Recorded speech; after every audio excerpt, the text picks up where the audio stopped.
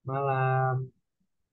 Oke, sebelum saya sharing renungan pada malam hari ini, saya mau make sure dulu apakah suara saya terdengar dengan jelas. Jelas. Oke, jadi a little disclaimer mungkin jemaat TTPI dan teman-teman banyak yang bingung kok tiba-tiba Teresa muncul setelah mohon maaf sudah lama tidak pernah join juga bersama TTPI di ibadah online-nya karena di kampus kita Indo Club punya family group juga.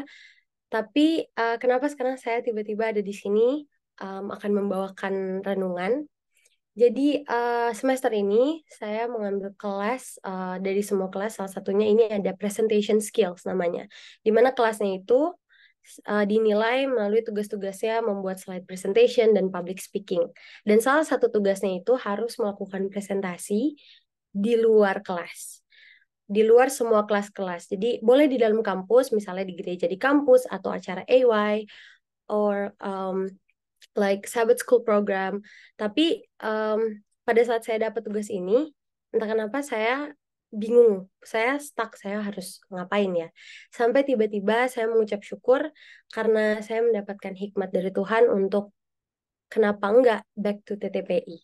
Saya akhirnya berdoa kalau memang Tuhan berkehendak, saya bawakan renungan, karena kalau kita bawa renungan, biasa juga pendeta dan yang lain pasti ada slide-nya. Jadi saya rasa, oh bisa nih, a good opportunity for me to practice untuk juga assignment ini, tapi juga makanya saya sekarang mohon didoakan supaya apa yang saya bawakan ini bukan hanya untuk semata-mata karena tugas, tapi ini boleh untuk menjadi berkat bagi kita semua.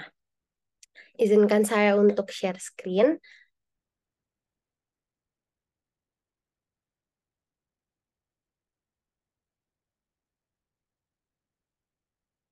Baik, apakah sudah terlihat? Sudah. Oke, thank you. Jadi, judul renungan Rabu malam yang saya akan bawakan pada malam hari ini berjudul Follower of Jesus Need Soap. Yes, soap. Kita tahu soap itu sabun. Tapi sebelum lebih lanjut lagi, saya mau ajak seluruh partisipan untuk berdoa sama-sama lagi bersama saya. Jadi boleh kita satukan hati untuk kita berdoa.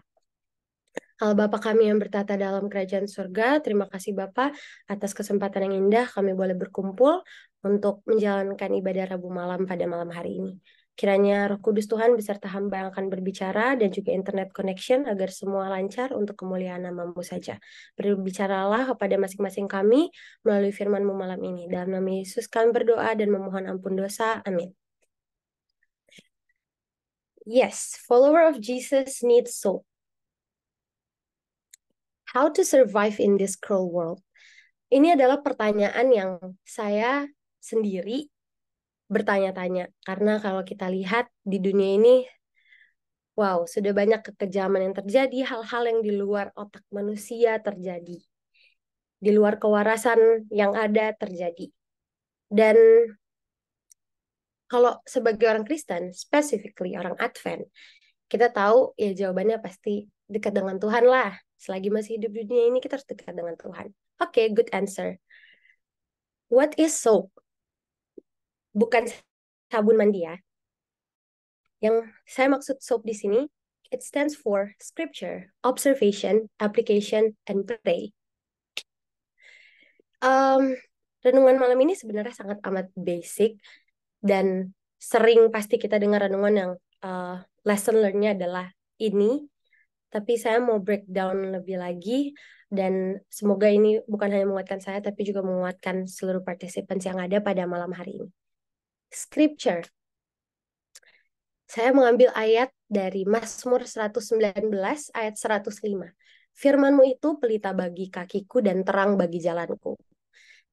Yes, kita sudah sering dengar ayat ini dan kita tahu memang apapun yang kita jalani di dunia ini kita harus back to the Bible. It's not a wrong thing for us to go back to the Bible. Of course, it's the right choice. Apapun itu, we have to back to the Bible. Tapi back to the Bible aja itu nggak cukup. Di saat kita baca firman Tuhan, pernah pasti saya pun mengakui baca ya udah baca aja. Tapi yang kita butuhkan di sini adalah elemen yang lain. Baca Alkitab itu elemen yang berdiri sendiri, nggak bisa jalan sendiri. That's why we need observation. Kenapa observation? Karena kita terkadang baca Alkitab, baca ayat, kita tend to have our own interpretation about the Bible first. Karena kita ya manusia berdosa. Tapi di sini saya mengutip dari Ulangan 12 ayat 32. Segala yang kuperintahkan kepadamu haruslah kamu lakukan dengan setia. Janganlah engkau menambahinya ataupun menguranginya. Setelah saya baca ayat ini, benar juga ya. Pernah saya baca ayat-ayat Alkitab, saya mengartikannya tuh dia dengan pengertian pikiran sendiri. Tapi di sini Tuhan mau, di saat kita baca Alkitab, jangan kita tambah-tambahin apa yang udah Tuhan bilang atau kita kurang-kurangin. For example, jangan membunuh atau jangan mencuri ya. Kita bilang, jangan mencuri kan nggak dibilang, jangan mencuri apa. Jadi boleh dong mencuri ini. Tuhan nggak mau kayak gitu. Saat kita baca Alkitab, we have to observe the Bible first, the scripture. Nggak hanya baca. That's why ada Bible study. Dan observation ini namanya mengobserve, it takes time. Nah, ini yang Tuhan mau. Kita sebagai umat manusia, kita harus takes time for read the Bible. Jangan cuman, oh ya udah renungan pagi, renungan malam, as a routine aja gitu. Tuhan mau kita ada waktu, memang di saat kita baca Alkitab, kita betul-betul mendalami apa yang Tuhan perintahkan kepada kita melalui Alkitab. Di dunia ini, di dunia yang kejam ini, kita butuh guidance dari Tuhan. Di saat kita baca peraturan atau arahan, misalnya kita mau membangun laci, build sendiri, kita pasti lihat arahan. Kita pasti baca betul-betul kan. Nah ini yang Tuhan mau, observe His words. Nggak hanya di back to the Bible aja, buka kitab, lihat, that's it. Next, not only observation but also application. Di saat kita back to the Bible, tapi kalau hanya di hati dan pikiran tidak dilakukan, itu suatu hal yang nggak ada gunanya. Seperti ayat di sini. Demikian juga halnya dengan iman. Jika iman itu tidak disertai perbuatan, maka iman itu pada hakikatnya adalah mati. Kita tidak mau dong ya menjadi umat Tuhan yang dead inside. Cuma kelihatan aja hidup dari luar, tapi mati.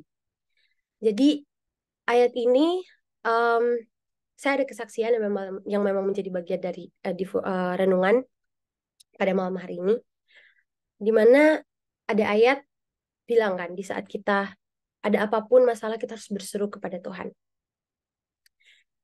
Ayat itu bisa saya rasakan, saya aplikasikan. Sebelum saya ke sini, itu sudah saya lakukan. Tapi ini kesaksian yang mau saya saksikan adalah saat saya tiba di kampus ini, yang paling saya worried adalah, kalau saya sakit gimana ya, gitu. Karena saya belum pernah jauh dari mama, jauh dari rumah. Jauh dari rumah sakit yang biasanya saya pasti ke situ kalau saya sakit. Tapi awal tiba di sini semua oke. Sophomore year berjalan dengan baik. Masuk ke third year ini. Nah, ending tahun kedua, mau masuk tahun ketiga ini, saya tuh drop. Pertama kali saya sakit yang parah. Pada waktu itu, alergi pernapasan saya kambuh. Dan saya itu kambuhnya lagi Rabu malam. Jadi saya lagi Rabu malam, lagi habis tertawa-tawa, habis dengar renungan yang sangat menguatkan. Saya ingat sekali itu renungannya sangat menguatkan saya, di mana ya kita harus menyerahkan semua ke dalam tangan Tuhan. Gak lama setelah makan malam dengan anak-anak Indo yang lain, dengan fakultis, tiba-tiba saya tersender di sofa. Saya rasa bengek, saya tidak bisa bernapas. Tapi masih saya tahan. Sampai kepala saya sakit, akhirnya saya bilang sama pacar saya untuk tolong antarin saya ke dorm. Akhirnya dianterin balik.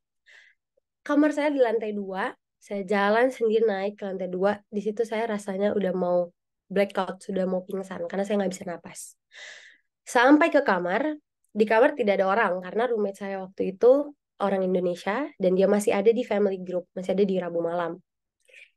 Kamar gelap, saya not even turn on the lights karena saya udah nggak bisa berpikir lagi, saya cuma langsung tiduran. Saya, Tuhan, tolong, kenapa sekarang saya nggak mau sakit parah sekarang. Dan itu di tengah-tengah minggu ya, hari Rabu, besok saya masih ada kuliah. Saya berdoa. Saya benar-benar hanya berseru nama Tuhan Yesus sambil saya tetap on call dan saya kebelat pipis, saya harus jalan nih ke kamar mandi. Tuhan tolong. Sampai kamar mandi, saya hilang kesadaran saya, tapi sebelum saya hilang, saya mendengar teriakan dari teman saya. Saya tahu itu teman saya. Tere, coba habis sudah, saya nggak tahu lagi apa yang terjadi. Ternyata teman saya ini jadi pacar saya teleponan sama mama saya, dikasih tahu saya sakit gini-gini, mama saya tahu teman dekat saya ini Jess namanya, dia puji Tuhannya, dia lagi nggak sibuk. Dia datang ke kamar saya untuk check up on me.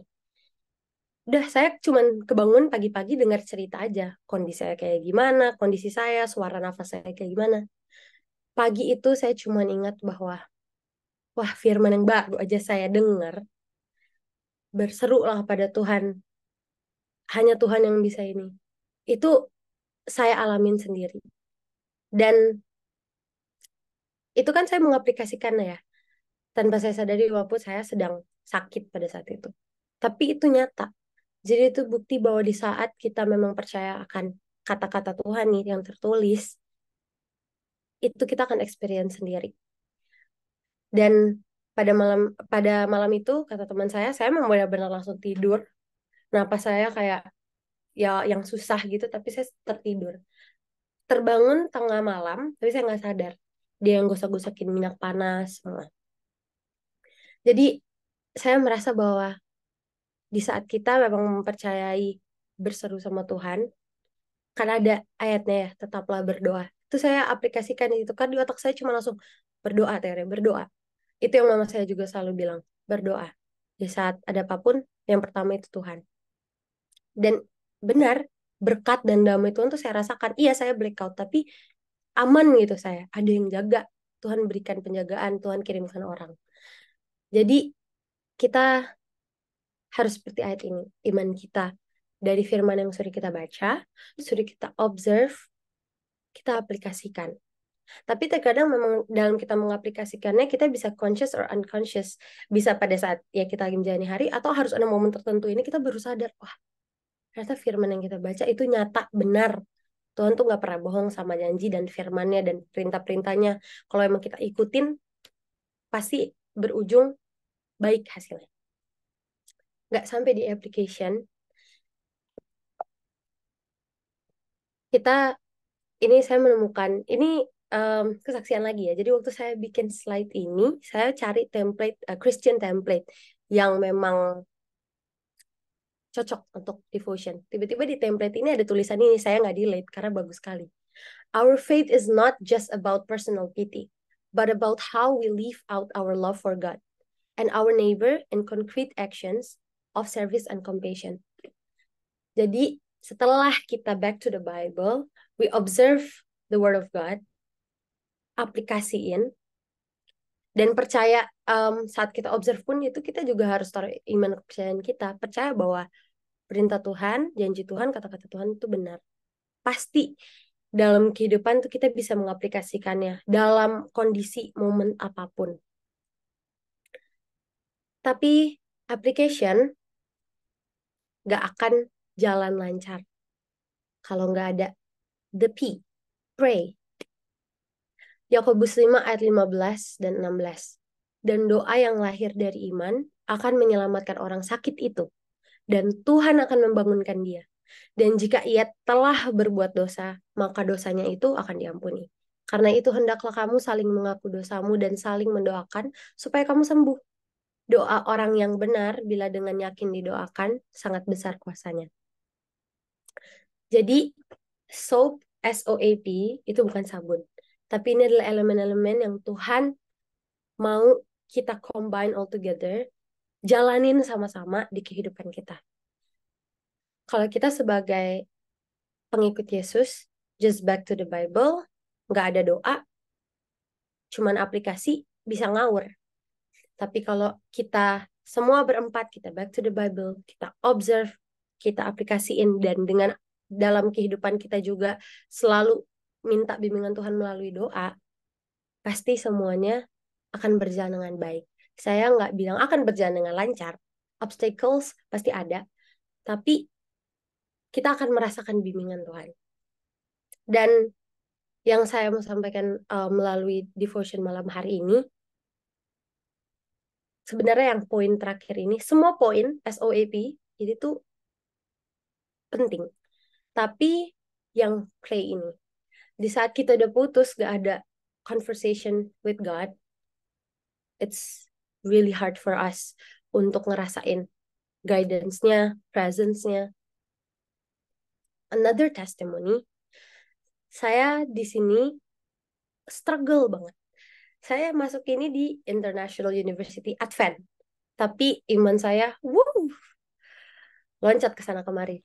Tapi saya bersyukur karena ada orang bilang di saat kita grafik iman kita tuh turun, naik turun pasti, tapi jangan turun turun turun terus. Kalau emang lagi turun terus, naiknya langsung harus tinggi. Dan pada saat saya membuat devotion ini, saya merasa ini yang mempompa lagi iman saya yang kemarin-kemarin ini, kalau mau being honest, iman saya lagi drop karena lagi capek, lagi overwhelmed dengan kelas-kelas, udah semester akhir di tahun ketiga ini mau masuk tahun terakhir, tahun depan saya udah pusing sana kemari. Tapi dengan opportunity ini ternyata ini mengingatkan saya untuk kemarin-kemarin saya itu cuma ada di elemen pray. Saya nggak lihat kata-kata Tuhan di Bible. Saya nggak observe kata-katanya. Dan saat mengaplikasikannya, saya tuh mengira saya mengaplikasikannya, tapi ternyata enggak. Jadi inilah pentingnya untuk kita betul-betul di dunia yang kejam ini harus lebih mendekatkan diri kepada Tuhan. Gampang yang ngomongnya, iya. Saya, Tere, mengakui susah. Tapi saya merasa ini renungan ini memanggil saya untuk pasti bisa. Karena Tuhan tidak pernah melihat dari bagaimana bentukan kita umat manusia. Di saat kita emang willing mau take step forward untuk lebih dekat, Tuhan pasti bantu. Jadi soap ini bukan sabun, tapi setelah saya pikir-pikir, saya bisa bilang ini sabun untuk membersihkan jiwa. Membersihkan bukan fisik, tapi pikiran, hati. Jadi um, marilah kita benar-benar berpegang teguh pada Tuhan, kepada firman-Nya, dan percaya bahwa Tuhan itu mau kita yang masih hidup di dunia ini, bukan untuk hanya melihat kekejaman dunia, tapi dia mau kita punya kacamata dia untuk melihat dunia ini dari kasih dia. Kita nggak bisa kalau kita nggak combine all these four elements. That's why we need to pray, to back to the Bible, observe, dan aplikasiin dalam kehidupan kita.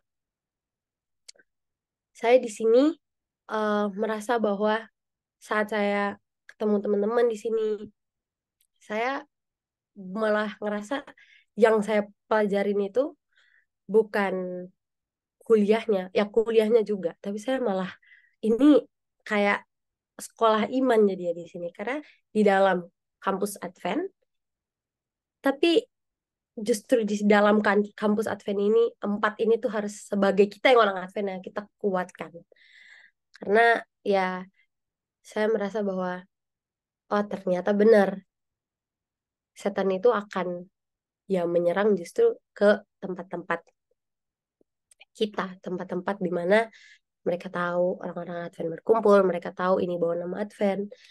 Jadi ya saya berharap um, doa saya renungan malam ini bisa menguatkan kita bahwa walaupun kita hidup di dunia yang kejam, tapi Tuhan mau mengajak kita. Jesus fills the void within us and satisfies our spiritual thirst. Sorry, by offering us a relationship with God that life-giving and transformative. This reminds us that we are called to be a community that brings life and hope to those around us and to extend radical hospitality to all people just as Jesus did. Jadi Tuhan mau dengan kita menghidupkan 4 elemen ini, SOAP ini, scripture, observation, application, and prayer, kita nggak hanya untuk kita, tapi juga keluar.